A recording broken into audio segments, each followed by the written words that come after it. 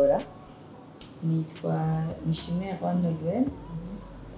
nkabandi nubatse mfise abana babiri eko nkaba maquilleuse professionnelle coiffeuse maquilleuse professionnelle. Make-up mu Kirundi ni gute? Navyotse ukwe nagira ngo kwifodora mbwana mu Kiswahili. Mu Kirundi ni kwikora. Okay, watanguye gute carrière yawe? Natanguye shayi muziki amateur vraiment ngenda mu makartier atandukanye kumakiya abantu babagenzi bawe canke oya abakiriya avant naratanguye nagiye muri événement ndamakiya abantu ku mahera make gose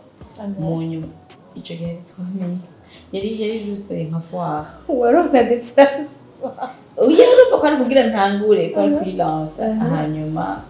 ndaronka nk'umuntu umwe après iyo foire urumva bace batorandonde naratanze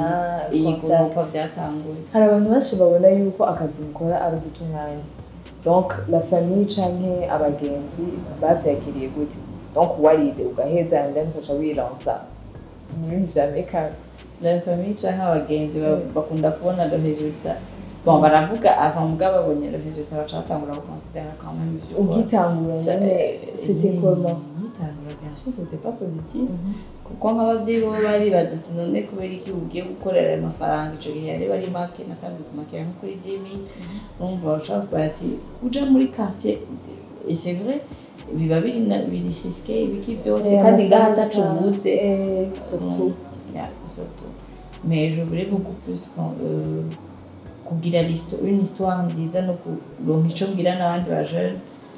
apana kuvuga ngo barampaye mutaye hanyuma natangura ibyacu mugabo je commencé petit. Make-up yagukuye hehe igushana hehe uravye aho wavuga ugati kama navuye aha ngeza aha nshabushika je nabada bon ok navuga ngo ndashika quand même ça fera 7 ans muri décembre 7 ans bon umunye n'ivya coiffure byaraje mugabo aho yankuye novuga simbona ikintu gifadika gose ndabikura mu byo novuga par exemple ngo ça c'est le fruit non yagiye irinvestissa dufate nk'ubu comme yari make-up avant c'était le service make-up plus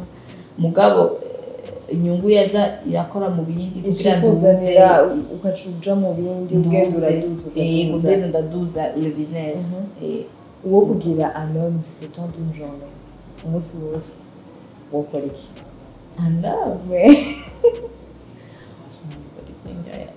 Ikintu biravuga ati mbaye umugabo umunsi umwe nuca nkora iki?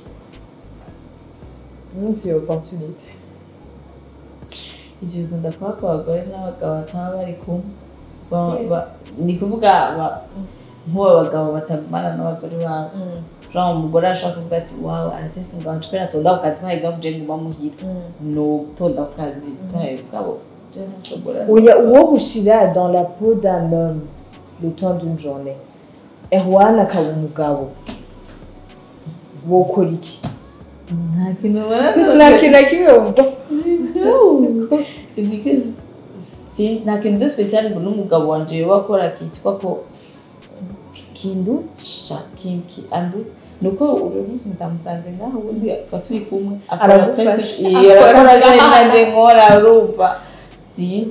ubwiri ukankama nakankama kwambara ikoti ngira n'ibirato voilà okay kwambara ikoti mbona nambaye ikoti y'abagabo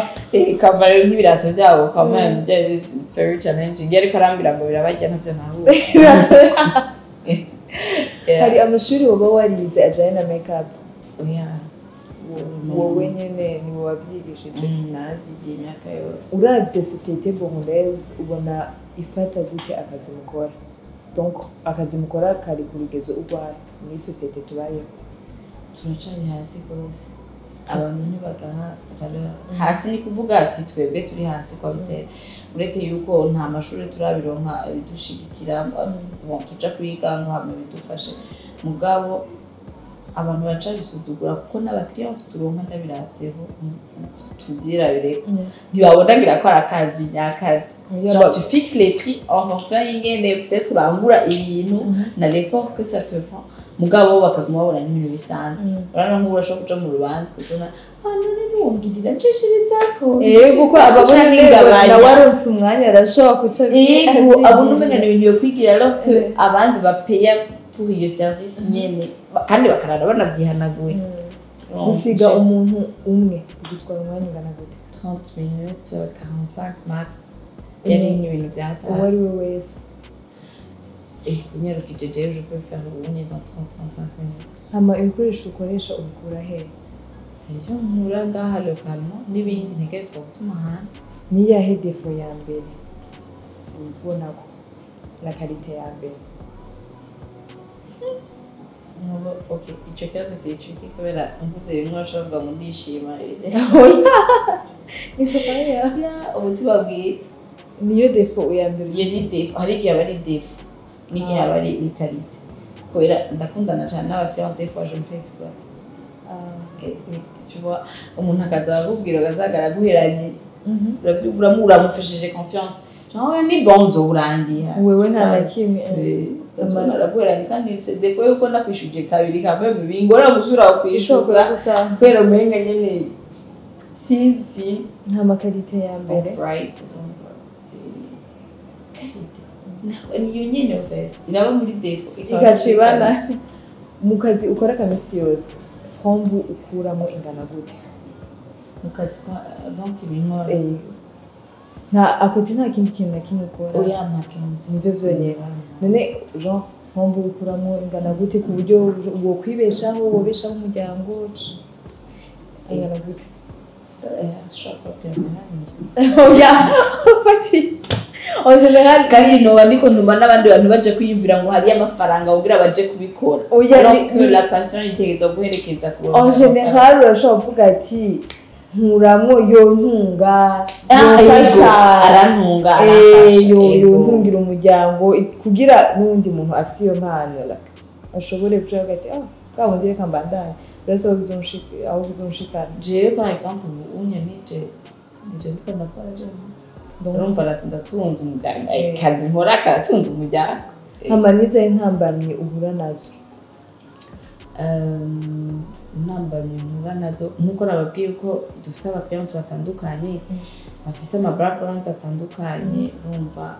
aho nivyo kenshi kuje abantu batandukanye nizo ntambamyi uhura nazo ugasanga umuntu aramubwira ikintu ntagishimiye canke kudatrustinga abantu ukoresha alors que je ntashoboye kubaserva bose j'ai juste demain ibyo murandababwira ntegerezwa gutanga iyi ngabire kwisharinga n'abandi kugira mushobore kuba mwese servi ko mwese mushaka ko je ndabakorako musha nubwa nkaja gukorera ahantu muhira mukaza murasanga kandi nawe ca nakira ku ma rendez-vous ari limite. C'est quoi ta phrase magique? Faut que je pense à un ikintu basugira uko misi yose hagati bivyuzwa hagati motivation yanje ni kugira nje gukora ubonye muri no misi like je peux le faire que numva gukora nyine uvuga ko niwe uri kuratunga umuryango unyava abagore urabona ko twari muri ya ntuze ya ngeka ndondere n'umugabo umugabo ni wazongura imodoka tu vois bya bintu bya mais si tu sais que tout le monde maintenant compte sur toi c'est pas facile mais je peux le faire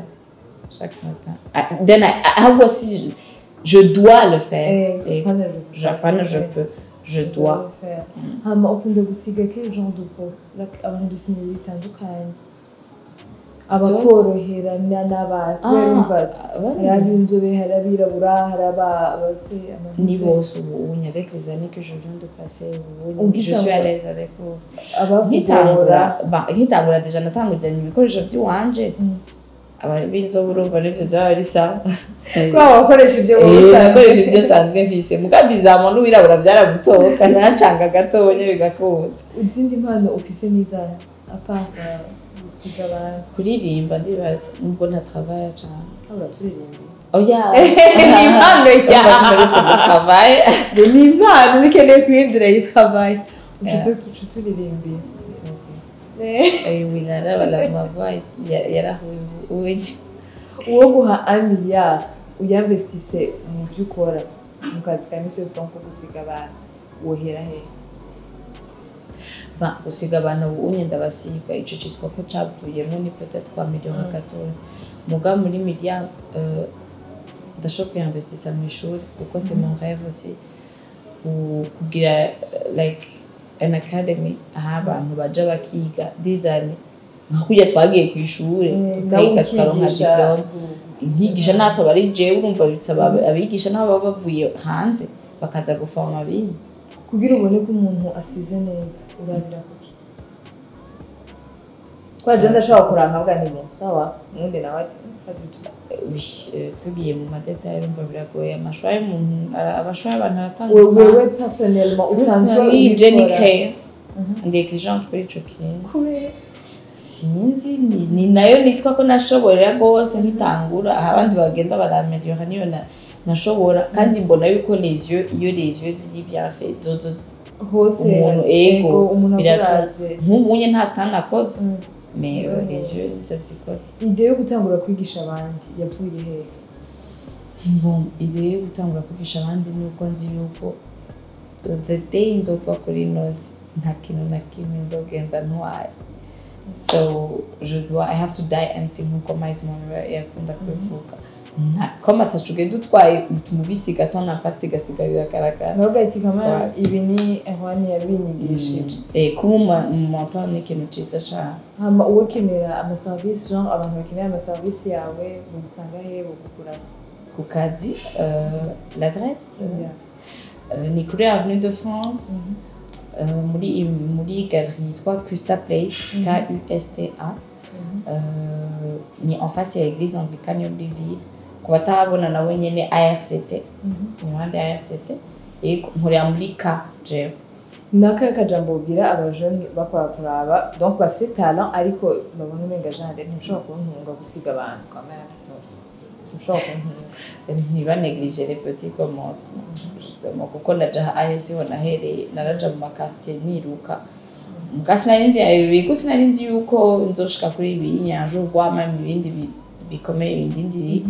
gusa nyene kuguma kuba optimist hanyuma ikintu kakikora ugikunda après ntucirukemwe ngo nikorera uyizi gusa kuko kenshi urahura n'amadefi mugaye yariswe yo kwabandona yico kintu utagifise mu mutima